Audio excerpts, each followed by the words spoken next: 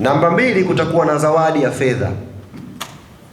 Mshindi wa kwanza, bingwa, atapata zawadi ya shilingi milioni 3. Champion atapata milioni 3. Mshindi wa pili atapata zawadi ya shilingi milioni 1.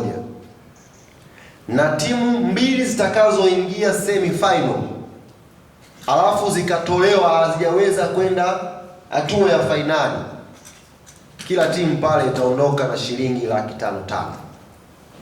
Kwa hiyo mkijitutumua mkafika semi final, tayari mna uhakika wa shilingi 500,000. Mkijitutumua zaidi fainali, una uhakika wa milioni 1. Ukijitutumua sasa ile ukachukua kombe milioni 3 hiyo. Hizo ni faida 3 ambazo wewe ambaye unamiliki kituo una wajibu wa kutoka sasa hivi kumleta kijana wako, kuleta kituo chako kije kishiriki kwenye tournament hii siku ya Jumamosi. Na unavyokuja pale, moyoni mwako unatakuwa utoe shukrani za dhati kwa M1 Coffee Limited kwa kulitengeneza hili jambo ambalo linakwenda kuwa na faida kituo chako. Na jamani, habari hizi za asubuhi.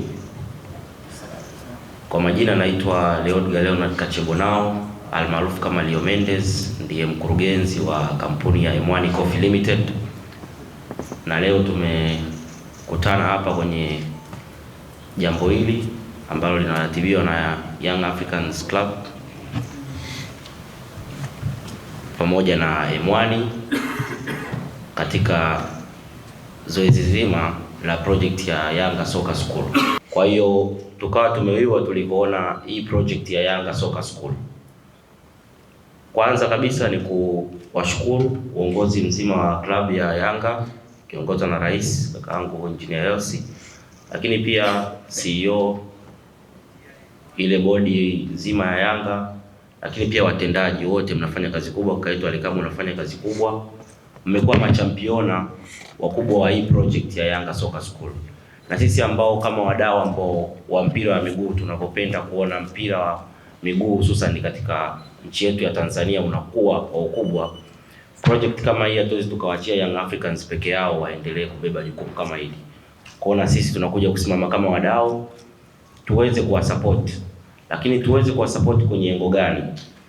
Ndio tukaja na huu mfumo wa kwamba tuweze kuwalipia kila kitu vijana 10 watakaopatikana baada ya utaratibu aliotoa kakaangu Alikamu hapa. Tutaenda kufanya tournament siku ya Jumamosi. Zile academy na vituo vyote ambavyo wanaamini wanakuza vipaji vya vijana hawa walioko mtaani waweze kuwasajili na waweze hawa vijana waweze kutokea siku ya Jumamosi ichezo hiyo tournament, waweze kupatikana vijana clean 10. Sisi kama M1 tutaenda kuwalipia na kugharamia gharama zote kwa muda wa mwaka mzima watakokuwa Yanga Soccer School. Na tunaamini kwenye hawa vijana 10 baadaye watakuwa zaidi na tunaweza tukapata mastaa mbalimbali.